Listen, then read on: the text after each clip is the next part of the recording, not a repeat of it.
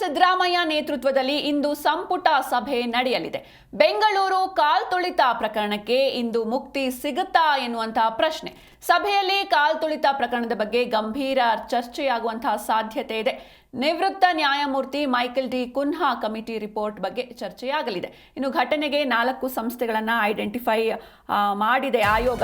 ಕೆಸಿಎ, DNA ಹಾಗೂ RCB franchise, police ಇಲಾಖೆ ಹೊಣೆ ಎನ್ನುವಂಥ ಒಂದು ಮಾಹಿತಿ ಲಭ್ಯವಾಗಿರುವಂಥದ್ದು.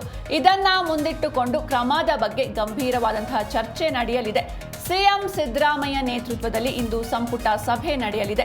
ಬೆಂಗಳೂರು ಕಾಲ್ತುಳಿತ ಪ್ರಕರಣಕ್ಕೆ ಇಂದು ಮುಕ್ತಿ ಸಿಗುತ್ತಾ ಎನ್ನುವಂತಹ ಪ್ರಶ್ನೆ ಎಲ್ಲರಲ್ಲೂ ಇರುವಂಥದ್ದು. ಇನ್ನು ಸಭೆಯಲ್ಲಿ ಕಾಲ್ತುಳಿತ ಪ್ರಕರಣದ ಬಗ್ಗೆ ಗಂಭೀರ ಚರ್ಚೆ ನಡೆಯಲಿದೆ. ನಿವೃತ್ತ ನ್ಯಾಯಮೂರ್ತಿ Michael D Cunha committee report ಬಗ್ಗೆ ಚರ್ಚೆಯಾಗಲಿದೆ. ಘಟನೆಗೆ 4 ಸಂಸ್ಥೆಗಳನ್ನು ಐಡೆಂಟಿಫೈ ಮಾಡಿದೆ ಈ ಆಯೋಗ. ಕೆಸಿಎ, ಡಿಎನ್ಎ, ಆರ್ಸಿಬಿ ಫ್ರಾಂಚೈಸಿ, ಪೊಲೀಸ್ ಇಲಾಖೆ ಹೊಣೆ ಎನ್ನುವಂತಹ ಒಂದು ಮಾಹಿತಿ. ಇದನ್ನ ಮುಂದಿಟ್ಟುಕೊಂಡು ಕ್ರಮದ ಬಗ್ಗೆ ಗಂಭೀರ ಚರ್ಚೆ ಮಾಡುವಂತಹ ಸಾಧ್ಯತೆ ಇದೆ. ಹೀಗಾಗಿ ಒಂದು ಆಯೋಗ ಒಂದು ರಿಪೋರ್ಟ್ ಅನ್ನ ರೆಡಿ ಮಾಡಿದ್ದಾರೆ. ನಿವೃತ್ತ ನ್ಯಾಯಮೂರ್ತಿ Michael D Cunha committee report ರೆಡಿಯಾಗಿದೆ. ಇದನ್ನ ಸಿಎಂ ಸಿದ್ದರಾಮಯ್ಯನವರಿಗೆ ಹ್ಯಾಂಡ್ ಓವರ್ ಮಾಡಲಾಗಿತ್ತು. ಇದನ್ನ ಇಂದು ಸಂಪುಟ ಸಭೆಯಲ್ಲಿ ಈ ಕುರಿತಾಗಿ ಒಂದು ಚರ್ಚೆ ನಡೆಯಲಿದೆ. ಕೆಸಿಎ, ಡಿಎನ್ಎ, ಆರ್ಸಿಬಿ ಫ್ರಾಂಚೈಸಿ ಹಾಗೂ ಪೊಲೀಸ್ ಇಲಾಖೆ ಆ ಒಂದು ದುರ್ಘಟನೆಗೆ ಹೊಣೆ ಎನ್ನುವಂತಹ ರಿಪೋರ್ಟ್ ಇದು. ಇದನ್ನ ಮುಂದಿಟ್ಟುಕೊಂಡು ಮುಂದೆ ಏನು ಕ್ರಮವನ್ನ ಕೈಗೊಳ್ಳಬೇಕಾಗತ್ತೆ ಎನ್ನುವಂತಹ ಒಂದು ಗಂಭೀರ ಚರ್ಚೆ ಇಂದು ಸಂಪುಟ ಸಭೆಯಲ್ಲಿ ನಡೆಯಲಿದೆ. ಹೀಗಾಗಿ ಬೆಂಗಳೂರಿನಲ್ಲಿ ನಡೆದ ಆರ್ಸಿಬಿ ಕಾಲ್ತುಳಿತ ಪ್ರಕರಣಕ್ಕೆ ಇಂದು ಮುಕ್ತಿ ಸಿಗುತ್ತಾ ಎನ್ನುವಂತಹ ಪ್ರಶ್ನೆ, ಕುತೂಹಲ ಇರುವಂಥದ್ದು.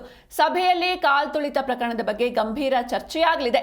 ನಿವೃತ್ತ ನ್ಯಾಯಮೂರ್ತಿ Michael D Cunha committee report ಬಗ್ಗೆ ಚರ್ಚೆಯಾಗುತ್ತೆ. ಇನ್ನು ಘಟನೆಗೆ 4 ಸಂಸ್ಥೆಗಳೇ ಹೊಣೆ ಎನ್ನುವಂತೆ ಒಂದು ರಿಪೋರ್ಟ್ ಅನ್ನ ರೆಡಿ ಮಾಡಿದೆ ಆಯೋಗ. ಕೆಸಿಎ, ಡಿಎನ್ಎ, ಆರ್ಸಿಬಿ ಫ್ರಾಂಚೈಸಿ ಹಾಗೂ ಪೊಲೀಸ್ ಇಲಾಖೆ ಈ ಒಂದು ಘಟನೆಗೆ, ಈ ಒಂದು ದುರ್ಘಟನೆಗೆ ನೇರ ಹೊಣೆ ಎನ್ನುವಂಥದ್ದು. ಇದನ್ನ ಮುಂದಿಟ್ಟುಕೊಂಡು ಕ್ರಮದ ಬಗ್ಗೆ ಗಂಭೀರ ಚರ್ಚೆ ಮಾಡಲಾಗುತ್ತೆ. ಇನ್ನು ಆರ್ಸಿಬಿ ವಿಜಯೋತ್ಸವದ ವೇಳೆ ಕಾಲ್ತುಳಿತ ಪ್ರಕರಣಕ್ಕೆ ಸಂಬಂಧಪಟ್ಟಂತೆ ಪೊಲೀಸ್ ಅಧಿಕಾರಿಗಳ ವಿರುದ್ಧ ಕ್ರಮ ಕೈಗೊಳ್ತಾರಾ ಎನ್ನುವಂಥ ಅನುಮಾನ. ಏಕೆಂದರೆ ಸಂಸ್ಥೆಗಳ ವಿರುದ್ಧ ಪ್ರಾಸಿಕ್ಯೂಷನ್ಗೆ ಅನುಮತಿ ನೀಡ್ತಾರಾ, ಅನುಮತಿ ಕೊಟ್ಟರೆ ಉನ್ನತ ಮಟ್ಟದ ತನಿಖೆ ನಡೆಯುತ್ತಾ ಎನ್ನುವಂಥದ್ದು. ಇನ್ನು ಪ್ರಕರಣದಲ್ಲಿ ವಿರುದ್ಧ ಕ್ರಮ ಜರುಗುತ್ತಾ, ಇಷ್ಟೆಲ್ಲ ಪ್ರಶ್ನೆಗಳು ಈಗ ಎಲ್ಲರಲ್ಲೂ ಇರುವಂಥದ್ದು. ಹಾಗಾಗಿ ಕುತೂಹಲ ಮೂಡಿಸಿದೆ ಸಿಎಂ ನೇತೃತ್ವದ ಕ್ಯಾಬಿನೆಟ್ ಸಭೆ. ಇಂದು ಈ ಒಂದು ಸಭೆ ನಡೀತಾ ಇರುವಂಥದ್ದು. ಜೊತೆಗೆ ಇದರಲ್ಲಿ ಈ ಒಂದು ರಿಪೋರ್ಟ್ ಅನ್ನ ರೆಡಿ ಮಾಡೋದಕ್ಕೆ ಸರ್ಕಾರ ಸೂಚನೆಯನ್ನ ನೀಡಿತ್ತು. ಹೀಗಾಗಿ ನಿವೃತ್ತ ನ್ಯಾಯಮೂರ್ತಿ ಮೈಕೆಲ್ ಡಿ ಕುನ್ಹಾ ಅವರು ಒಂದು ರಿಪೋರ್ಟ್ ಅನ್ನ ರೆಡಿ ಮಾಡಿದ್ದಾರೆ. ಇದರಲ್ಲಿ ಕೆಸಿಎ, ಡಿಎನ್ಎ, ಆರ್ಸಿಬಿ ಫ್ರಾಂಚೈಸಿ ಹಾಗೂ ಪೊಲೀಸ್ ಇಲಾಖೆಯನ್ನ ನೇರ ಹೊಣೆ ಅಂತ ಪರಿಗಣಿಸಲಾಗಿದೆ. ಇದನ್ನ ಮುಂದಿಟ್ಟುಕೊಂಡು ಕ್ರಮದ ಬಗ್ಗೆ ಗಂಭೀರ ಚರ್ಚೆ ಮಾಡಲಾಗುತ್ತೆ. ಆರ್ಸಿಬಿ ವಿಜಯೋತ್ಸವದ ವೇಳೆ 11 ಮಂದಿ ಅಮಾಯಕ ಆರ್ಸಿಬಿ ಅಭಿಮಾನಿಗಳು ಬಲಿಯಾಗಿದ್ರು. ಹೀಗಾಗಿ ಇದನ್ನ ಸರ್ಕಾರ ಗಂಭೀರವಾಗಿ ತೆಗೆದುಕೊಂಡಿತ್ತು. ಸಾಕಷ್ಟು ಚರ್ಚೆಗಳಾಗಿತ್ತು. ಸರ್ಕಾರದ ವಿರುದ್ಧ ಸಾಕಷ್ಟು ಆಕ್ರೋಶ ಕೂಡ ವ್ಯಕ್ತವಾಗಿತ್ತು. ಹೀಗಾಗಿ ಒಂದು ರಿಪೋರ್ಟ್ ಅನ್ನ ರೆಡಿ ಮಾಡುವಂತೆ ಸರ್ಕಾರ ಸೂಚನೆಯನ್ನ ನೀಡಿತ್ತು.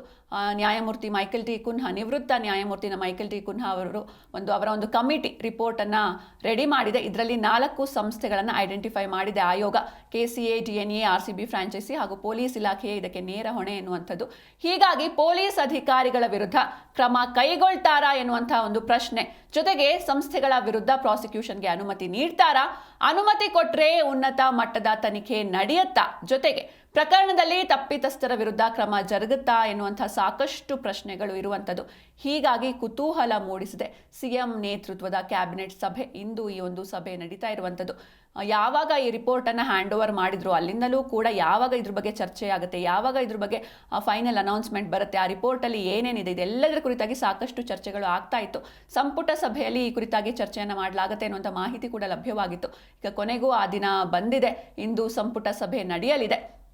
ಇಂದು ಈ ಒಂದು ಆರ್ಸಿಬಿ ವಿಜಯೋತ್ಸವದ ವೇಳೆ ನಡೆದಂತಹ ಕಾಲ್ತುಳಿತ ಪ್ರಕರಣಕ್ಕೆ ಸಂಬಂಧಪಟ್ಟಂತೆ ಸಾಕಷ್ಟು ವಿಷಯಗಳು ಹೊರಗೆ ಬರುತ್ತೆ.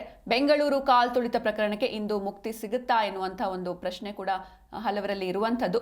ಪೊಲೀಸ್ ಅಧಿಕಾರಿಗಳ ವಿರುದ್ಧ ಕ್ರಮ ಕೈಗೊಳ್ತಾರಾ, ಸಂಸ್ಥೆಗಳ ವಿರುದ್ಧ ಪ್ರಾಸಿಕ್ಯೂಷನ್ಗೆ ಅನುಮತಿ ನೀಡ್ತಾರಾ ಅಂತಂದರೆ ಈ ಕೆಸಿಎ, ಡಿಎನ್ಎ ಹಾಗೂ ಆರ್ಸಿಬಿ ಫ್ರಾಂಚೈಸಿಗೆ ವಿರುದ್ಧ ಪ್ರಾಸಿಕ್ಯೂಷನ್ಗೆ ಅನುಮತಿ ನೀಡ್ತಾರಾ ಎನ್ನುವಂಥ ಪ್ರಶ್ನೆ.